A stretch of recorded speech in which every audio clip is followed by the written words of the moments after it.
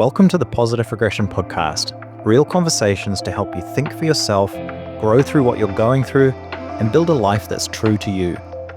Each week, I speak with coaches, therapists, financial experts, and thought leaders, sharing the best insights on how to live a free, empowered, and abundant life. This is your space to grow stronger, align your life, and create with purpose. Let's get started.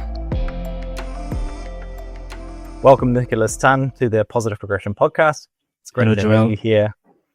For those listening, this episode is all about optimization and how we can be more productive and stop wasting so much time, so we can be more effective and use less of our time in being productive. So Nicolas is here. He's an expert in optimization and productivity from scale and peace. And I think a great way to start is just to get you to introduce yourself to the audience, Nicolas, and we can go from there. We're going to cover a range of tools and techniques that you're going to share with us and the listeners to help us all be more effective in our daily lives. So yeah, I'm really looking forward to it, because I'm one of these people that I just end up being very busy, use up a lot of my time, but don't necessarily look at the most effective and efficient ways of doing things. So I'm really excited to actually learn some tools and techniques to be more effective in what I'm doing. And to reassure you, we all have the same problem, I guess. So, but I'm one of the most passionate about being more productive. I'm always looking for the best way to do something and to be the most effective. So that's why I created this consulting agency or consulting service with Scale in Peace. And what led me to it is simply because I'm from France. I moved to Vietnam at 20 years old, and Vietnam is a place where entrepreneurship and ideas get into action and into concrete opportunities very, very fast compared to where I'm from. People don't overthink. Well, they do overthink. Now that I speak Vietnamese and I have experience with Vietnamese, they have their way to overthink things. But if you say to someone in Vietnam saying, hey, I have $10,000, what can I do with it? Turns out in the afternoon, you will actually be spending it and, investing in some kind of small business or doing something. So it's really easy to get into doing things. And I was very attracted to, the way they think like that. It's for someone like me who was always, very ambitious and very, who wanted to do things with my time. Being in Vietnam was a game changer. And what led me to do this also is because I used to have a hostel before and a career as an entrepreneur. And there are essentially two problems that we face as business owners, as entrepreneurs, or as people who try to do something. It's like you either lack money. So in this case, my answer is always, try to get customers. But to get customers, you need time to nurture, your network, to go around and find customers, to search for their problems, to search for, the best way to articulate your offer and how you can solve their problems. It's hard to try to, keep learning about how you can solve their problem in the best way, the most valuable way. So you can make the most money and bring the most value out of what you're trying to sell. And so basically there's two currencies when we are business owners, is time and money. And I think I'm really good at saving time or at helping people to optimize their time, including for my own business. So I'm just humbly resharing what I know. I don't know. I don't have all the answers. I like the way you say I'm an expert, but it's always difficult to say, you are an expert today, because it's easy to Google something, or I should say ChatGPT something, and say, well, I know about this, But between knowing something and having the mindset to perfection, to perfect something, it's different.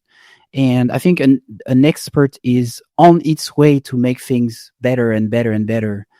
rather than having a templatized solution, something like a one-fit-all thing. Nowadays, that's what I think an expert should be or is, and that's what I'm trying to represent as well. I would also add to that I think an expert is somebody who not only knows the things but also applies them in their own life. So you're not just somebody who talks the talk, or somebody that walks the walk. I think that's probably, in my eyes, the defining or one of the defining factors about, are you an expert? It's like, yes, you can know everything, but do you actually apply it? And you actually apply these tools, like you said, you're really sort of passionate about optimizing and saving time for yourself and for your clients. So you're clearly somebody who actually applies what you're talking about, and it's not just a theoretical exercise. And people hire me for giving them straight answers as well. Like sometimes it happens every mission I do, like every project I manage, there is a demand that comes up from nowhere. It's not on the roadmap. It's just, and it's mainly because sometimes when we make a requirement and we can see it, especially with generative AI nowadays, like it's hard to get the robot to give you the right answers, but it's mostly because you don't prompt it properly, right?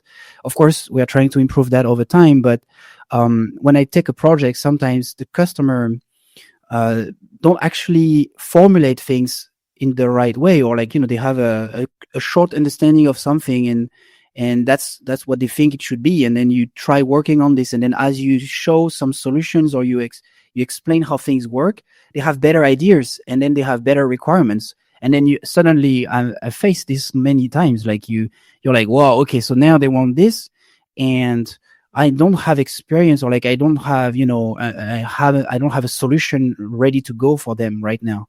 So usually that's what they pay me for. They pay me for being the one who will research and who will find the best solution among what I already know and what can be done, and then we find a way to solutionize this new problem coming up. And I think that's what the next, like, it's like in your podcast you talk a lot about personal development, and I listened to a few episodes. I did so I met Joel, for context for people listening, 2 days ago. And so I made a small masterclass, and like I listened to a few episodes very fast to catch up with what he was actually saying. And some of the things that I liked is this mindset of saying, and I use this in my core values as well, like saying, you are better today than you were yesterday. And when I tackle problems with customers, it's always like this. It's like, okay, today I don't know, but tomorrow I will. And I can guarantee that if there is a solution out there, I will find it for you. And, we try to build a trust relationship like that. And they just, keep, trusting me, because of course, in the end, I managed to keep at least to give them an answer saying, there's this and that. Maybe it's not ideal. Maybe it's for the future, and maybe we don't need it now, or maybe we know that it exists, but it's out of our range for now. We don't concentrate on this. Like we find solutions. You said something interesting before, where you were saying that customers, or maybe I'm paraphrasing here, but essentially the customers aren't necessarily asking the right questions they're not asking a good question, and therefore when you're trying to answer a bad question, you're getting a bad answer. I suppose it's that old adage of programming, garbage in, garbage out.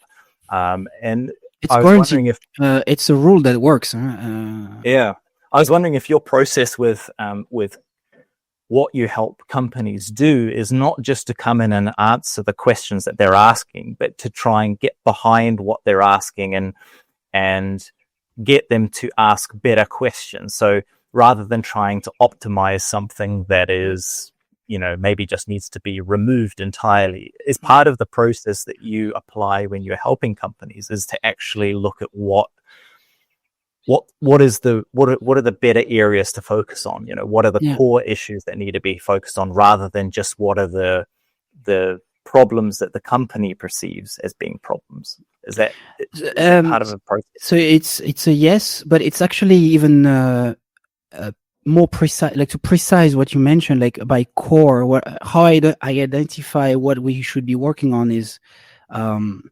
simply using the old school framework of saying, what is the most urgent and important thing, that we need to optimize right now.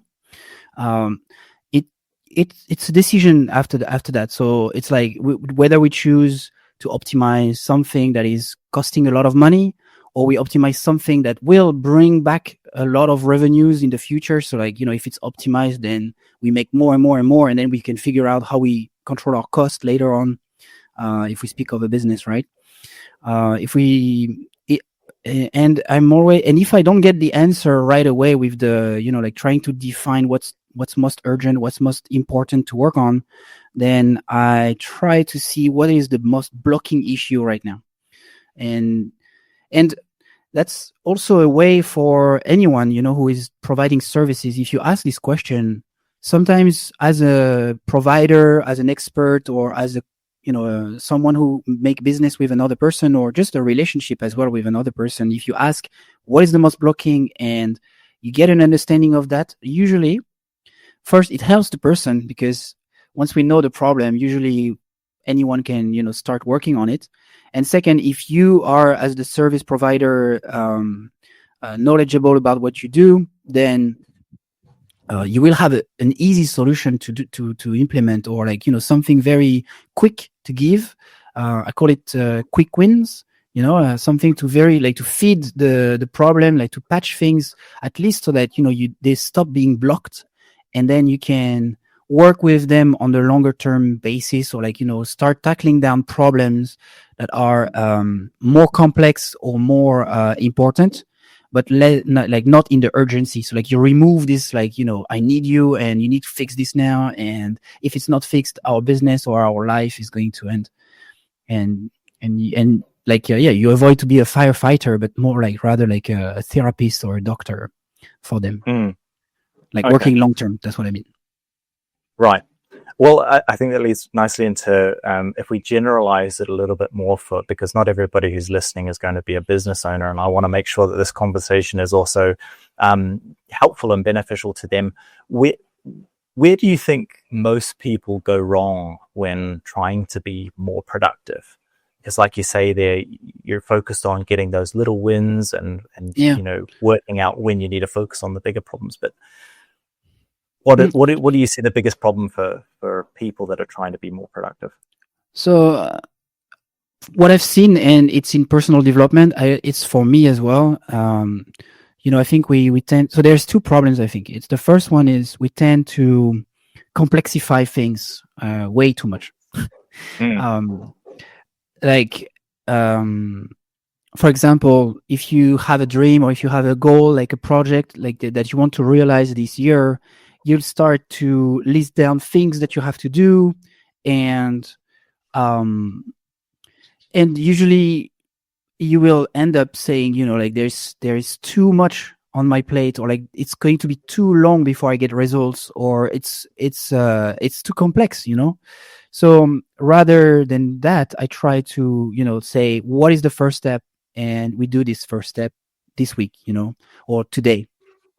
And if this first step is never done, then that means maybe we should reconsider what is the first step and ask again this question, and tackle down, one problem at a time, and not think of and I think like this since COVID, actually, because as a business owner before, I used to do forecasts and plan 3 years ahead and all of that. And then suddenly with COVID, everything vanishes in, overnight. And I remember the precise date I had to decide like this. It was in March, like when borders of Vietnam closed and no more travelers were allowed to enter. And I was like, wow, okay, so now what do I do? Like my forecast, my things, all is gone. So instead of, and what saved me basically, because of course, it took me times to realize that I was going to shut down and I was a bit depressed, right? But what saved me was to think of, okay, what can I do this week to pick myself up and, restart working on myself, restart working on all the things that, I can do. And the first thing I did was calling some entrepreneur friends whose business was actually thriving, because during COVID, the beauty was some businesses were still opening and they were completely overbooked or overwhelmed because they didn't had such an activity, or they weren't used to, delivering online or those kind of things, right? Yeah. So it's like, hey, I have time. What can I do for you? And that's how I started to go into consulting, because I realized afterwards that every businesses have the same problems that I used to have, and I can help. So yeah, that's the first thing I try to implement with people and in my life. And for people who are stuck or who are trying to be more productive, don't try to plan too much, but rather think of the first step that you can take today to move toward your fitness goal, your relationship goals, your what will make an impact today or this week, and do it. And you will see that if you think like this, it's way simpler, right? Yeah. I think that's the biggest hurdle for people who are. It's that overwhelm, right? You think of everything that you could possibly need to accomplish a goal all at once, and then if you're thinking about everything you need to do, there's no way you can move forward because it just becomes overwhelming. It feels too much, and that as simple as it sounds, just literally just focusing on what is the one thing that I can do now, and you start building that momentum, whatever it is. If it's I want to get a 6-pack at the gym, but you're severely overweight, it's like. Instead of thinking about, I've got to have these fitness goals, I've got to have my diet in order, I've got to do this, and this, I've got to quit smoking or whatever it might be. It's just like, okay, what's one thing that you can do now?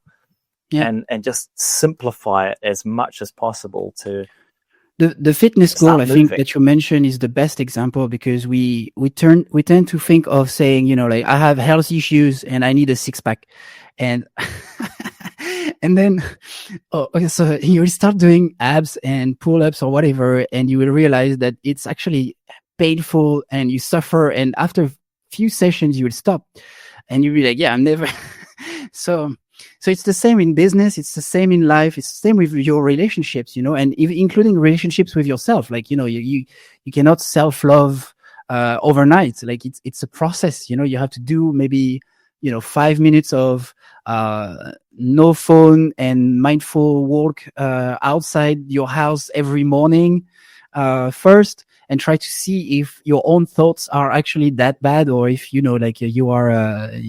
are very overwhelmed or whatever, and try to work on this 5 minutes, and then do it daily. That's the second thing actually I try to push whenever I post content about productivity, or I have someone who asks me about the question you just asked, is to make it a habit. So this is not from me. There is many books on habits. The best one being, I think, in my opinion, and the one who changed my life, was Atomic Habits, and it helped me to stop smoking, basically, because after I read this, it was in November 2019. I was like, okay, he gives the example of the cigarette as a habit. He says it's not really an addiction. I don't want to say what he says, but like, it's a paraphrase of what I understood. Basically, it's like, your addiction to nicotine and cigarette is not just an addiction, it's a habit as well. So try to break this habit. And the best way to break this habit is not by quitting overnight like this. It's rather than to take the next 21 days to actually start to stop, if I may say. Start to stop. Okay. Yeah. Okay. So stop this bad habit, basically, and observe yourself for the 21st day. And then there is another batch of 20 days, and then another batch of 20 days afterwards.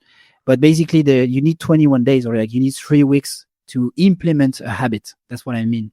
So what does that look like in that example of you started to stop smoking? What did the first 21 days look like?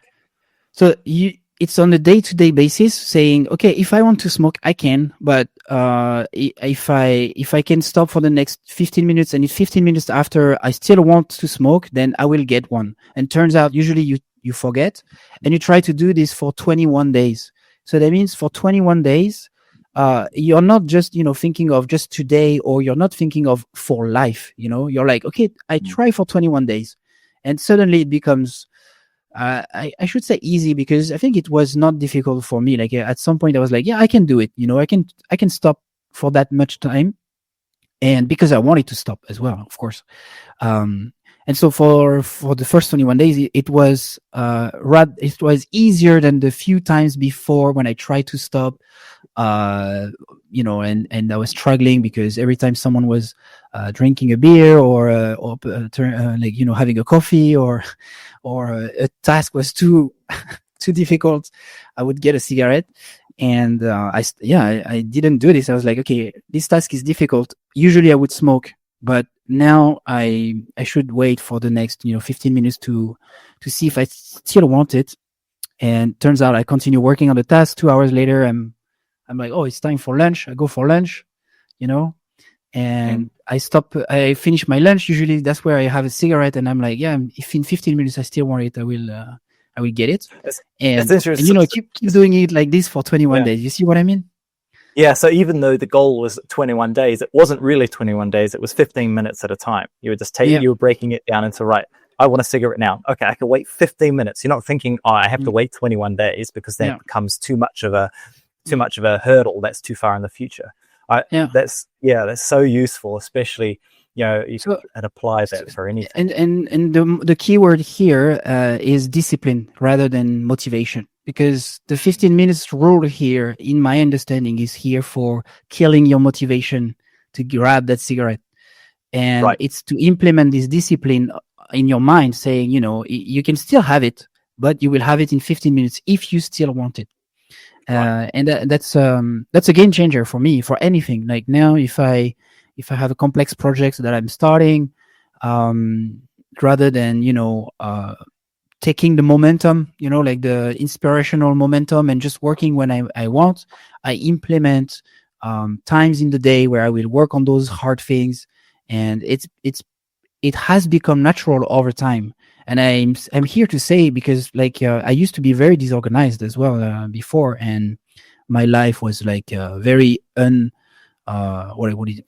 messy, and my habits were completely I was living for basically dying tomorrow, basically. So I was partying a lot. I was not planning much about my own self-care and things like that. I was not eating the right thing, and I managed to go over that with discipline, and a simple discipline like this one.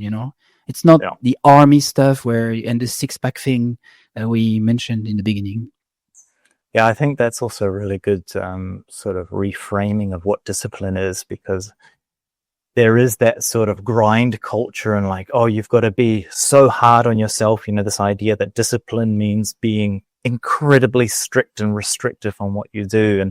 And for a lot of people, myself included, the idea of just restricting everything and being super hard on myself is not an appealing idea. It just sounds like, oh, well, I'm missing out on the joys in life. So reframing it in that way of no, it's just discipline can mean putting off that reward that you want for 15 minutes and see if you can just go 15 minutes without that dopamine hit or that nicotine or that caffeine hit, whatever it might be. Yeah, and you rephrased it perfectly. I think it's exactly that. It's a gentle, temporary discipline. Yeah. But operated on a regular and consistent basis. Every time you have the motivation going down or the dopamine going up, I love the way Jordan Peterson actually talks about this. Is that it's more of it's a negotiation with yourself, because you don't want to be a taskmaster with yourself, because you just we don't like being told what to do, right? Nobody likes being told what to do. So if you're telling yourself, hey, you have to do this, it's like, no, piss off. I don't want to do what you tell me. But if you reframe it in in that sort of more coaxing, come on, let's see if we can go 15 minutes. Let's okay, you can have that reward, but not right now. How about we try in 15 minutes? Then you're much more likely to listen to yourself and to sort of see that as that negotiation rather than a strict boss and employee sort of dynamic with yourself. It's this interplay with yourself that matters. It's I think the the way this it's exactly that. Like, I mean, you cannot shut down the things in your mind, like the monkey mind, that tells you, hey, you should be playing right now, you should not be working, and that's okay. But at least this person in your mind like distracts you, or that makes you want to not do what you should be doing. You can tell him or her, saying, hey, leave me alone for 15 minutes, I finish this and then I can do it.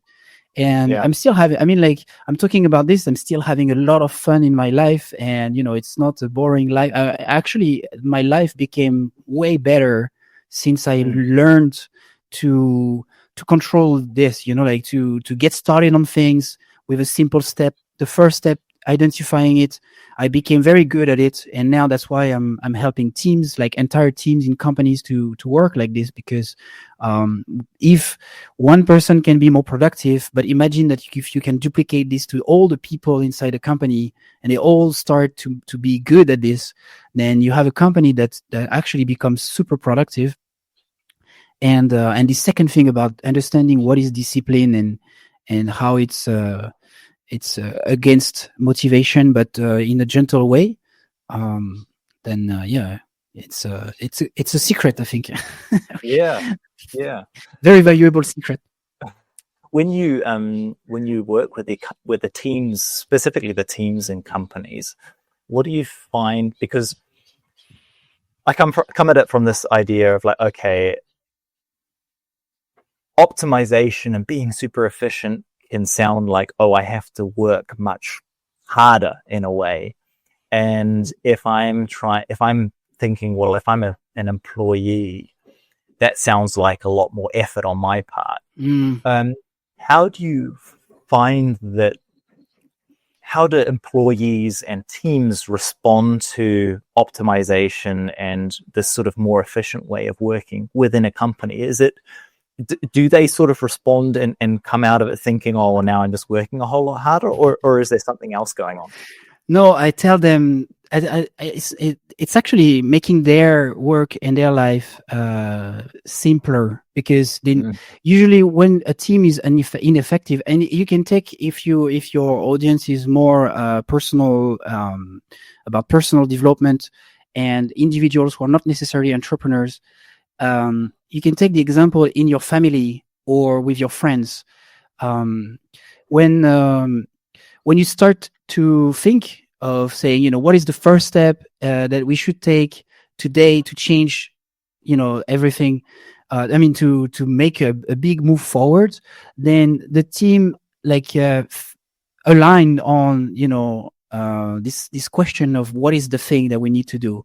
And then because we've done it, it's rewarding somehow. And so, and then magically somehow, after doing it for enough repetition, so the 21st days, right, then it became a habit inside the team, and everybody is contributing because they see the results. They see that they don't have to work more, they just have to work on the right things. Okay.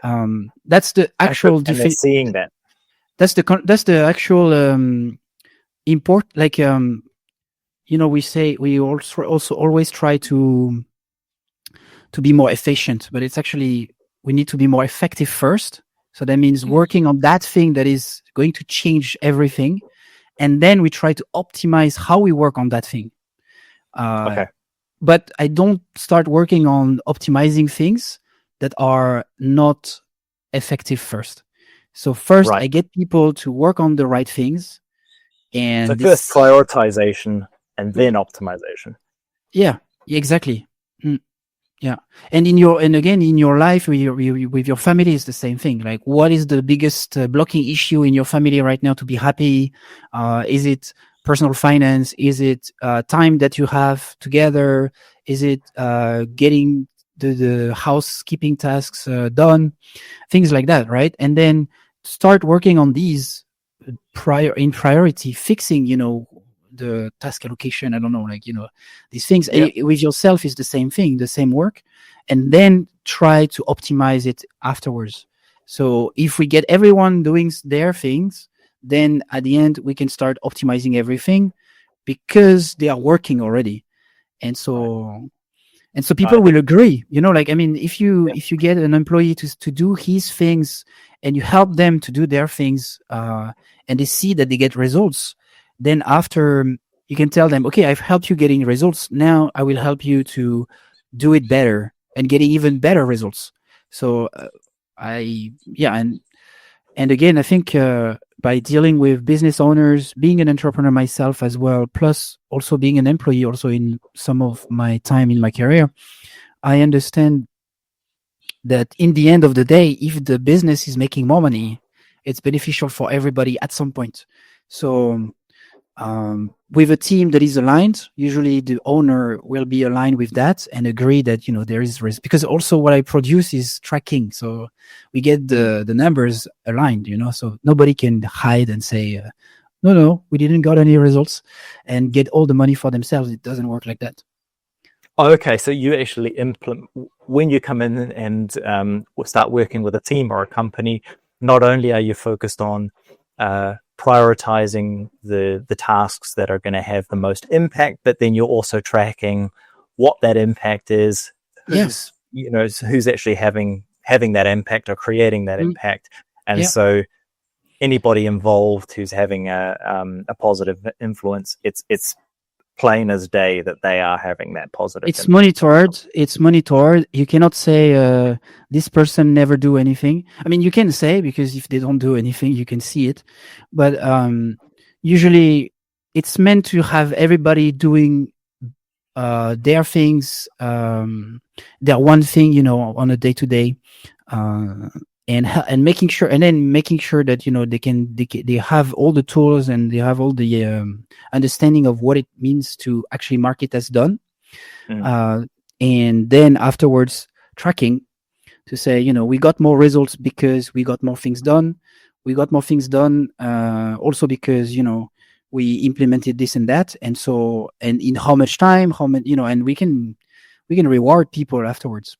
I can. That's the mindset usually of my customers. That's why I don't really work with big clients, big corporates, where the framework, salaries, everything is already fixed, and they have their rules, and there is no interest in productive in this environment. Usually, you just follow the roadmap and whatever we give you, and you do it.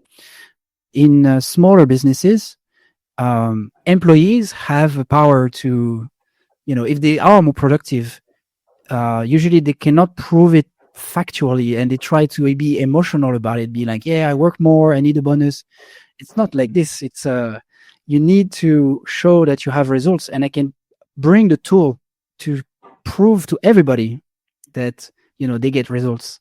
And so if they get results, that means they bring more money. If they bring more money, then over time you can consider increasing their responsibilities, their salaries, their whatever. I think also that idea of being very clear on what the results are, like, because when it's that building that positive feedback loop. When we do something and we see a positive result, then we get motivation and a dopamine reward to go out and do more. When it comes to, so you're bringing those tools into companies to be able to track what they're doing. When it comes to like everyday life and digital nomads out there, entrepreneurs, people that are working and wanting to be more effective in their lives, relationships, whatever it might be, what are some tools that or things that people can do to track the progress, I suppose, to be able to see what effect they're having when they focus on improving aspects of their lives, so that they get that positive feedback loop and it starts to spiral them upwards? Do you have any sort of practices that people can kind of implement to track? Yeah. Practice. So it's, you mentioned tools, and I think so. Tools, I'm not going to go too much into details about tools, because I think it can quickly become obsolete.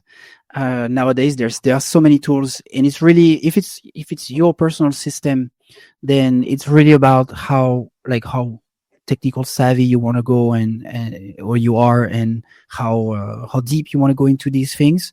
So rather like the principles, I think is a good question. Myself, I apply a daily check, I call it, or daily review, where my day becomes like a loop, like a sentence, like you start with a capital letter and you finish it with a dot. So at the beginning of the day, I'm supposed to have everything, planned. And let's say, meeting with Joel for a podcast. Then afternoon, I'm free. It turns out I'm free today. Nice. And and things like that. And it's also because we are in holidays in Vietnam. But anyway, so everything is planned. Then there is some random stuff happening, and at the end of the day, I will review what I said, what I did, and it takes me 15 minutes. So it used to be more time, but it's only 15 minutes. So I think everybody has 15 minutes before going to bed. You quit Facebook, you quit TikTok, and you just take a moment to first write down what you did. I do this because over time, I know exactly what I've done. And if I feel unproductive, I can look at what I've done and I can change the actions. That's very important. Like if you don't get the results that you expect, then look at the actions that you've done and change something. So I can dig into things maybe on a monthly or quarterly basis to adjust my own, day-to-day or tasks. So that's one thing, and I track also some habits that I want to stay healthy. Those kind of things. How do you do that? Are you just doing it in a journal, or? It's a checkbox for each item, and I identified 5 that are essential for me. The first one is sleep. The second one is breathe. So breathe can be meditation, can be walking, can be just breathing normally in my day. So sleep, it's 8 hours for me. 8 hours of sleep. If I get these 8 hours of sleep, which is a challenge when you have a kid. Sure, yes. So sometimes I check the box because I took a nap, for example. So I also adjust, and that's why, I'm happy in my days right now because it's I allow myself some flexibility, like in within the discipline. And again, I think the key word is the gentle discipline, because you have to adjust to your reality. The third thing is going to be exercise. So making sure that, at least I went for a short or simple exercise, if it's not a heavy one. Eating. So I make sure that I eat the right food and less than 80%. So I'm never, what do we say, overeating. Maybe okay. For Westerners who listen, it might be interesting because we always tend to eat too much. And there's this concept called ikigai, where it's from Japan. And if you eat up to 80% being full, then you leave the table, you are still energized and you are ready to go. But if you leave the table and you are full, then usually you just want to go to sleep. So not good. And that's where you overeat. Yeah. And the last thing is, let me just check it quickly. I'm doing it every day, but I forgot. I make sure that I don't work more than, a normal hour, a normal day. And for me right now, a normal day is 7 hours. So I try to not go over that, because I decided on that because first, I don't have the time, but second, I'm less productive after 7 hours of straight work. It's a human thing, I guess. Yeah. So you're prioritizing sort of quality over quantity. Yeah, of course. Yeah. So with that, I check my, boxes every day. Again, it takes me 15 minutes after the system is set up, of course. And on a weekly basis, I will review that. So I will check, what did I do? How did it go? If I feel tired, then maybe I look into, my routines and seeing what could be improved. And then I make a decision for the next week, saying, if I want to do better, then what would I need to focus on? And just keep doing this 52 weeks in the year. And I've been doing this for 5 or 6 years now. Yeah. So, and I see it's working. I think that's just that sort of simple principle of like what you focus on expands, so if you're being conscious and intentional about what you're doing in your day, then those are you're essentially just making sure that that's where your energy is going, and so you're focusing on the results that you see, and just by tracking it, that's that accountability. So yeah, it's a simple but it's a powerful practice. If you look into what I was posting about 5 years ago, or what I was about 5 years ago and today, I think there are things that, they are like tangible results that people actually think it's important. And of course it's important, but like, I lost weight. I lost like maybe 20 kilos. Wow. Yeah, I improved my skin, I improved my sleep, I improved many things, like even my health. I'm healthier. Overall, I'm happier overall. And they are like happiness. I think it's really, what do we say? It's difficult to say, on the day to day, I'm going to be happy. But at least, with systems like this, when you do it daily, or and if I miss a day, it's okay. I mean, I do it the next day. I pick myself up as a habit system. You're like, it's okay. You can do again tomorrow, and that's how it works. It's discipline. It's not motivation. Again, it's like we get into the things and we do it. I missed a week last month because of a family event. It's okay. I will restart again and keep doing it, and that's okay. Yeah, I think also like I love that for you it's 15 minutes at the end of the day, because I think a lot of the time these days you have this sort of what would you call it? It's like optimization porn. Like where everybody, there's so many voices on the internet, like how to get more efficient, how to optimize everything, and you end up spending hours optimizing stuff that rather than just doing things. You spend all of your time trying to optimize stuff that doesn't need to be optimized, and it's kind of you end up wasting. And 5 years ago, my main thing was to actually drink water and go to sleep at a regular time. Like I had two routines, or like two things I was checking only. I was making sure that I was drinking water, so I was putting alarms on my phone like every 2 hours to get a glass of water. And I was putting an alarm at, I think, 8:30 or 9 to say, if I'm not leaning toward my room, or heading off today, then I will not get enough hours of sleep.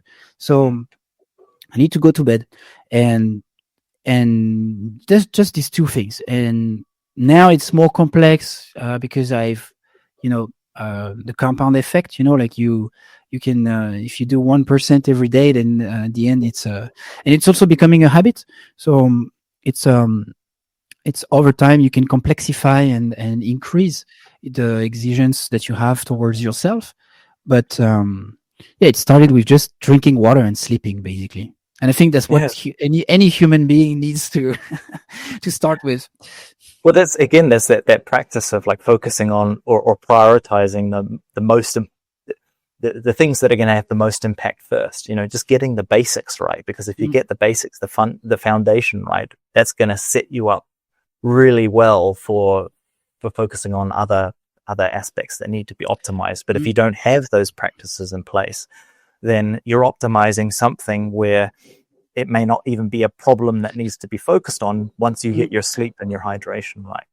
And you mentioned something like it's extremely important in some companies I arrive. Usually, in most companies I arrive, usually there is a health issue, let's say, or mental or physical health issue among employees, because unproductive teams, or like disorganized teams, if you look into how their employees are, then usually you can start with that as well. You can say, hey, I'm going to help you to be more productive and focused and whatever, but make sure that you still you can apply this to your own personal goals and personal health and things like that. Because if you are healthy, if you arrive at work with full energy and mindset ready to go, then you will be a killer. You will answer customers properly, you will do your tasks with more ease and brain power. So it's very valuable. And I try to get the business owner on that as well.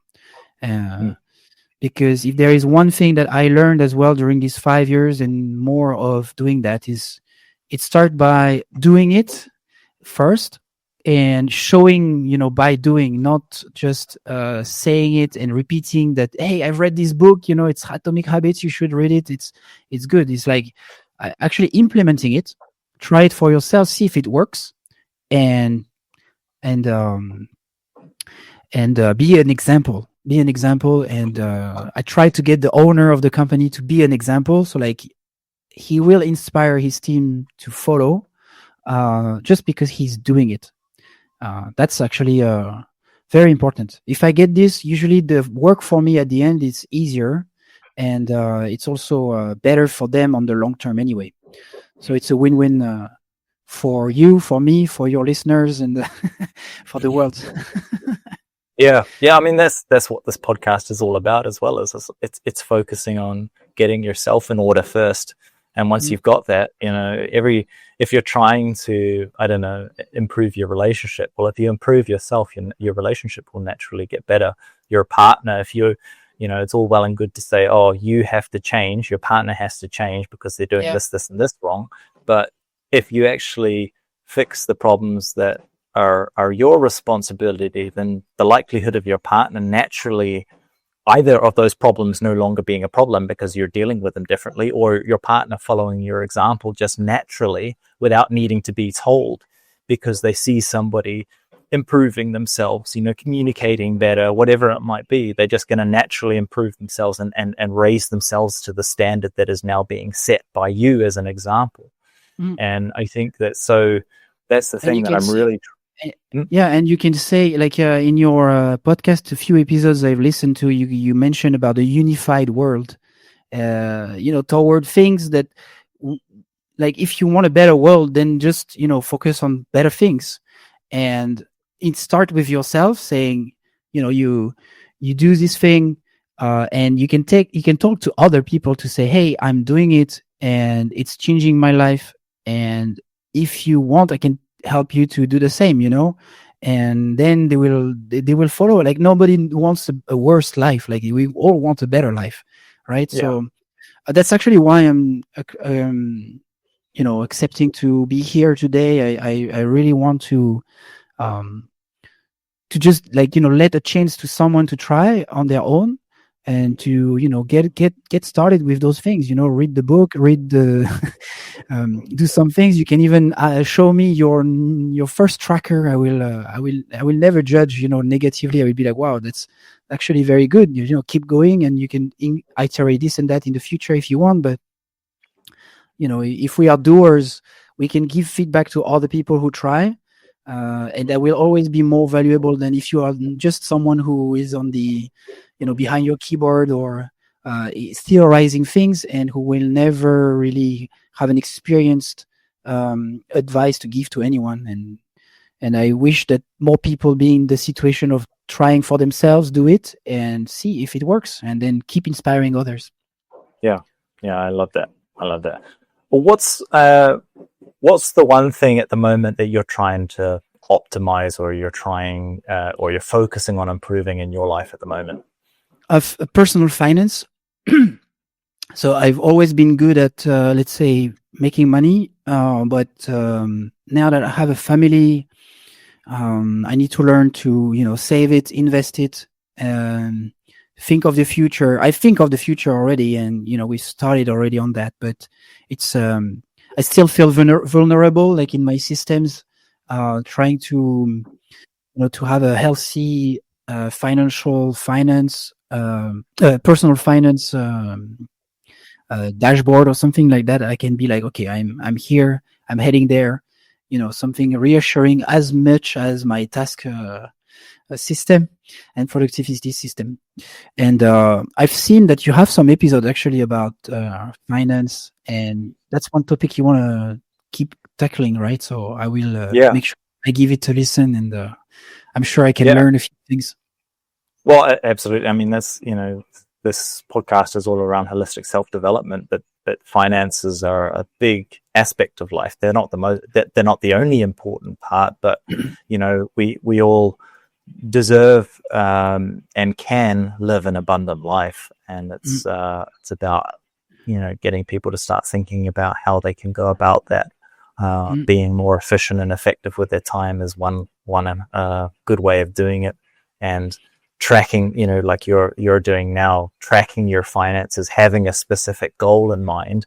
This is something that I'm doing and implementing in my own life as well, is like making that a focus. It's not the only focus, but if you want to get more income, then you have to know where you are now, and you have to have a goal, and you have to track your progress. And you can't improve what you don't track, essentially. Yeah, it's true. That's where I'm at now, and I think it's also because for some reason, like, I needed to fix my health first. I needed to fix my family first. A second, or in the meantime, now it's okay, and we are like cruising, I should say. But like, that's the kind of like the last piece, like, I want to have strong and healthy finances, and I've been kind of procrastinating on this as well, because we don't get it taught in school. I've never had a finance literacy course. My father used to be, I guess, good with that, but he never really shared with me so much about his systems. He was mainly like giving me lessons about hey son, you need to be stable, but like, okay, so how do I stabilize this, like what are you doing, those kind of things. My mom is the same. Like, I think she's been a great mom, of course, but kind of like lost in how to handle finances. And she's been trying different things, but it's also hard to, I think, have these conversations with your parents. Aside from other conversations that, of course, I had with her that are really good, and she's mentoring me very well. But it's mostly like, those topics are left on the side. And I know that, there is a lot of resources out there. But again, it's about getting started on it, doing the first thing. So my first goal of this year is actually to have a dashboard where I can see, revenues and expenses, and have a bit of idea of like kind of like a real-time idea of where this is heading, and how much we save at the end of the year, and how much these savings are working for us for the future. That's the basic 3 questions that I want to answer this year. Right. So just getting a system of tracking where you are and where you're going in place. Yeah. In Notion. I think in Notion. I don't have an affiliate link for that one, so we're not going to. Maybe I should talk to them. But yeah, it's such an. What? No, I was going to say, actually, Notion, they have that's why I don't want to mention them sometimes, because they are really tough with like who they partner with. So okay, like now they are very famous. Yeah, make sure that you get the. No, I don't know. Yeah, no, but any system, it doesn't have to be like a specific tool. What I mean is like mostly like something where on one view. Because now we have, I have few bank accounts between France and Vietnam. I have several revenues coming in and out because I'm a consultant. Some of them are monthly, some of them are sometimes. So I just want more visibility on that. And then after that, once the money is in, like, how does it actually grow? And that's actually a challenging but interesting topic for me this year. Yeah. Yeah. Again, the aim is to simplify, not overcomplicate. And we could have conversations on like, what is the best tool to track your finances? And it's like, at the end of the day, it doesn't matter. Don't spend lots of time on trying to get the perfect tool for tracking. It's just like, just simplify, know what's going on in your life, whatever it is, whether it's finances or fitness or whatever it might be. Have a method of tracking. Make sure that it's a method that doesn't take up all of your time to kind of get that overview, and then get about, focusing on the things that are actually going to move the needle, focus on the habits that are going to improve your finances, focus on the habits that are going to improve your health, rather than worrying about whether the tool that you're using to track those things is the nicest looking or the best option out there. I say that as somebody who I also get lost in the weeds of like, oh, what's the best piece of software I can use to kind of track things? And it's like, at the end of the day, you don't need the best piece of software. You just need to know what's going on. Yeah, and those softwares usually they are overwhelming. Like they are too complex. So I would rather focus on learning about principles. Like how to make how to have a healthy finance system, or about real valuable personal finance principles. And then now, after you know the principles, you can go into any tool and you will have an expert eye, I should say, saying, okay, is it going to serve my purpose, and what am I going to use actually? And that's going to be a long-term skill set, rather than a tool that is going to patch a need of, wow, this is beautiful, I can see this, I can see that, but then afterwards it becomes completely messy again, like garbage in, garbage out. It's got to get those foundations right. Well, we're going to wrap this up, but before we go, first of all, what's one thing, if you could tell people out there one thing, perhaps it's something that they can do to improve their life or optimize their life, what's one piece of advice that you would give them?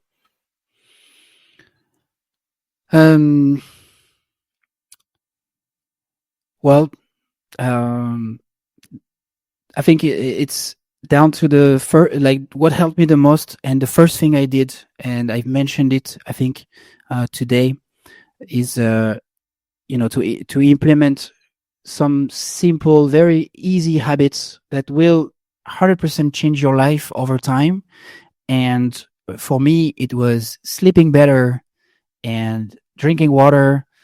And then afterwards, just starting like that, then you will know, what is next for you. If you want to go if you want to go health, if you want to go self-care, if you want to go productivity, if you want to go finance, if you want to go, towards relationships or whatever. So have a good night. and drink enough. Yeah, get the basics right. Get the basics right. Yeah. And if people want to get in touch with you or see a bit more about what you're doing, where can they find you? So I have a website called scaleinpeace.com. That's where I do and post mostly about productivity. And you can also check what I'm doing for teams. At the moment, I have a free checklist. So it's meant to save you and your team 2 hours a day by just implementing some very, very simple things to change, like the way you talk to each other or things like that. And it's simple to implement. You can also use it if you are a solopreneur or an employee and you have coworkers, you want to try it with them. And I have also a blog, just myname.com, so nicolasthan.com. And that's where I'm mostly also sharing about my, self-care and personal journey on making entrepreneurship more simple, making my life and the life of others a little better. And maybe and I'm sure actually I will reshare your episodes on this platform as well. So like it's helpful for people who read me in the future. Wonderful. Yeah. Well, I'll put the link to both of those websites in the description below for anybody who's out there who wants to get that checklist and follow along with those the things that you're implementing in your own life and the things that they can implement in theirs.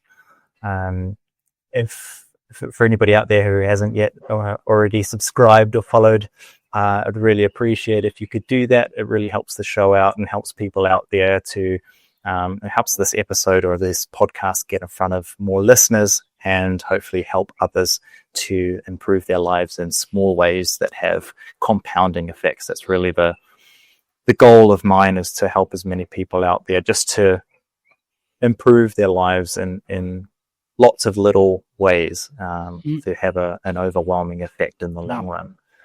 So thanks once again, Nicolas, for coming on. I really appreciate you taking the time.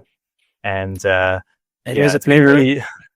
it's one of those things, we've spoken all about, or a lot about, that sort of this idea of tracking and just being aware of the things that we want to improve. And even though that's something that, I know about, and probably a lot of the listeners know about, it's really useful to be reminded of that, because there's all of this, like, we were talking about, there's all of this stuff that we might know, but it's about what you actually implement into your life that is actually going to make the difference. So, and one thing as well that change, like, every day you change, you yourself change your ideas, rehearing something in different times. Sometimes you will catch it differently. It's like rewatching Star Wars movies. Every time you see a detail and you're like, wow, I forgot about that, and it makes your day. It's the same thing when you reread a book or re-listen to something, or check again about the same topic. After a few months, after 1 year, those kind of things, it's endless. And that's why I'm saying, like, expert for me really means, keeping up and trying to adjust and adapt and keep going like that, because it's every day is changing, including for me. I'm changing my ways, my views, and what I said today, maybe tomorrow I will be like, this was complete rubbish, and we should redo Hopefully it. Not. No, I'm just kidding. But like, sometimes when we share something once, we think it's the next day we think about it and we're like, why did I say that? And we want to iterate, and that's okay. We can evolve, and I encourage people to just at least get started, do this thing, and then maybe they will change it will change the course of their life, and that's actually the most positive outcome it can be. Yeah, absolutely. I totally agree. And yeah, that idea is, we don't see the world as it is, we see it as we are. And if we're evolving, then as we evolve, we see things differently. And so revisiting information or revisiting conversations or ideas at different stages in our lives is going to produce different results and different thoughts in our own minds. So yeah, it's really valuable. It's really valuable to continue to grow and to listen and to revisit things, because you never know how it's going to affect you at that stage in your life. So yeah, thank you once again, Nicolas. I really appreciate your time, and subscribe if you haven't, guys. And we'll see. Review 5-star. Yeah, exactly. Hit the 5-star on Spotify and Apple. And we'll see you in the next episode. See you guys. Thanks, guys.